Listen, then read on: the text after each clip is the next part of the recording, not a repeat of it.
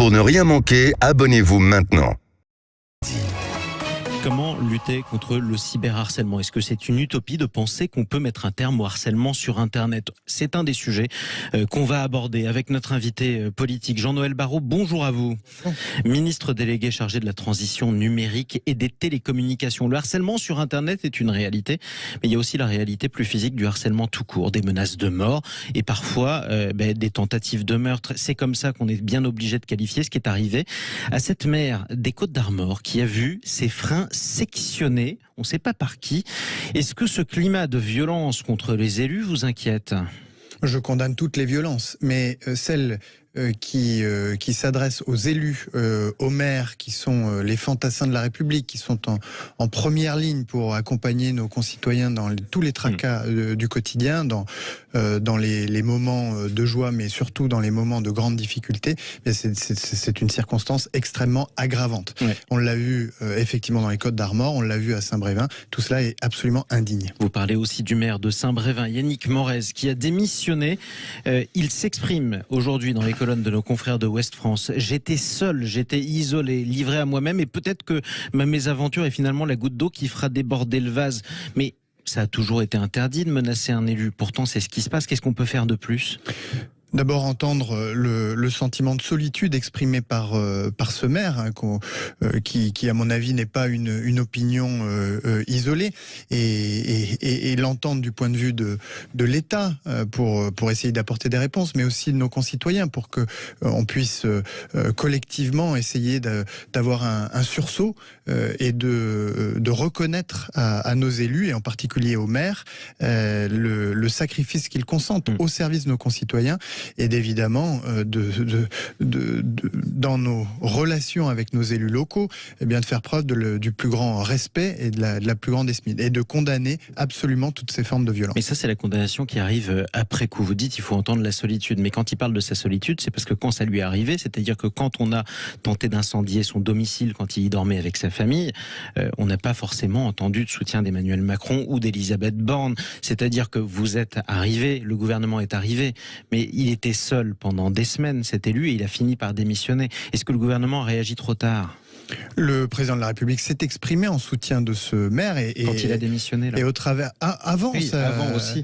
Mais Et au travers de ce mot de soutien, c'est un soutien à l'encontre de tous les élus qui sont victimes, comme c'est le cas de beaucoup de représentants de l'autorité publique, et je pense notamment aux professeurs, d'une forme d'agressivité, alors même que lorsque on s'attaque à un policier, à un gendarme, à un professeur, à un maire, en réalité c'est la République que l'on agresse. C'est la République que l'on adresse. Alors, le maire de Saint-Brévin a été menacé de mort, on a tenté d'attenter à sa vie parce qu'il soutenait l'implantation l'intégration tout simplement de migrants dans sa commune. Éric Zemmour s'est exprimé, il a dénoncé d'ailleurs, je cite, les violences contre le maire de Saint-Brévin qui sont d'après lui inadmissibles, quels qu'en soient les motifs, et en démocratie, je cite toujours Éric Zemmour, les conflits se règlent par l'échange des arguments et des opinions. En revanche, il ajoute, l'absence de considération de la colère et du désespoir des millions de nos compatriotes devant l'invasion migratoire, dit-il, est une bombe à retardement. Comment vous réagissez à un tel propos ?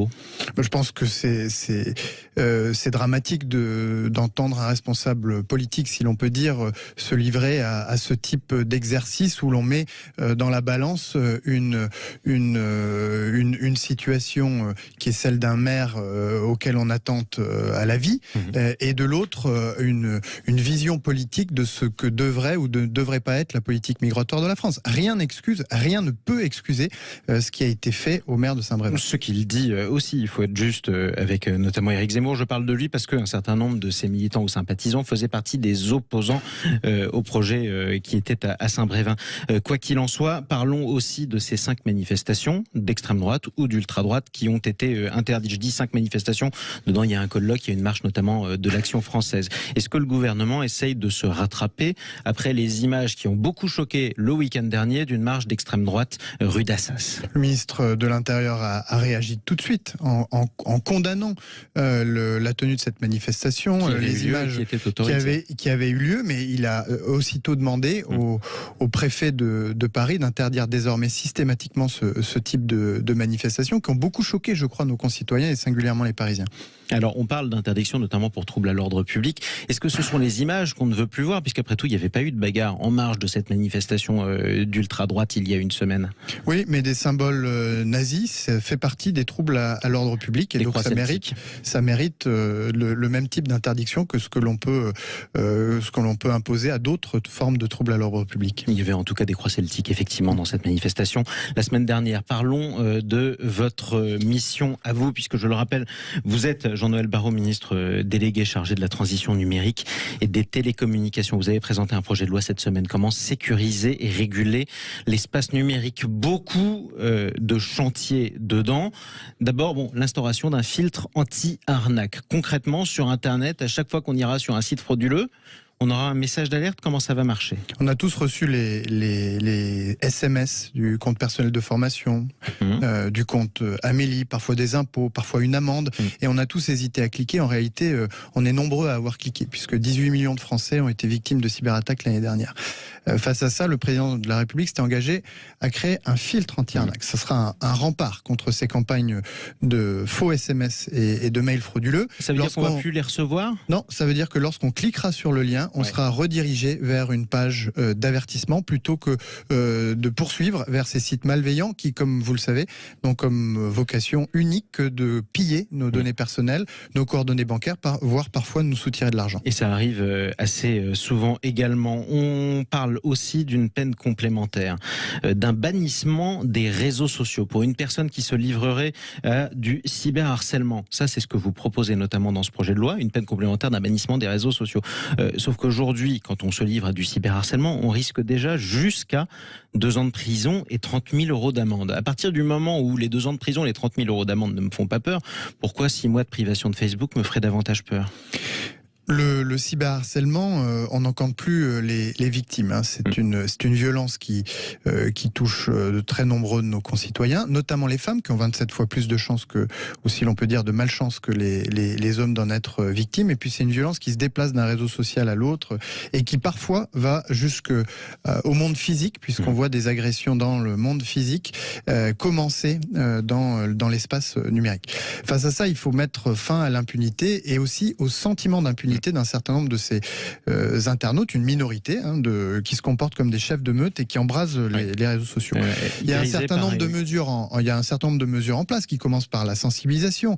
À partir de l'année prochaine, à la rentrée prochaine, tous les élèves de 6e auront un module de sensibilisation au cyberharcèlement. Il y a aussi des moyens renforcés pour la police et la gendarmerie, avec la capacité bientôt de déposer une plainte en ligne, de déposer une plainte avec son avocat, et puis une sensibilisation des forces de l'ordre. Mais il nous faut aussi renforcer la capacité du juge à sanctionner lourdement les personnes qui se livrent au cyberharcèlement, comme les agresseurs de Mila, comme les agresseurs d'Eddie de Pretto, qui se sont vus écoper de peines de prison, allant de 3 à 6 mois. Mais le juge peut d'ores et déjà prononcer, s'il le peut et s'il le souhaite, une peine de 2 ans de prison. Comment on peut lui permettre d'être plus lourd, d'avoir la main plus lourde en vous bannissant des réseaux sociaux? En bannissant des réseaux sociaux pour priver les auteurs de ces faits de leur caisse de résonance, en confisquant leur notoriété. C'est ça l'objectif de cette peine complémentaire, qui est l'un des éléments de l'arsenal que nous mettons en place pour lutter contre le cyberharcèlement. C'est pas cette mesure qui va régler le problème, mais elle va permettre, dans des cas comme on les a vus récemment, Mila, Eddie de Pretto, je le citais, eh bien de taper, de frapper lourdement ces chefs de meute là où ça fait mal. Effectivement.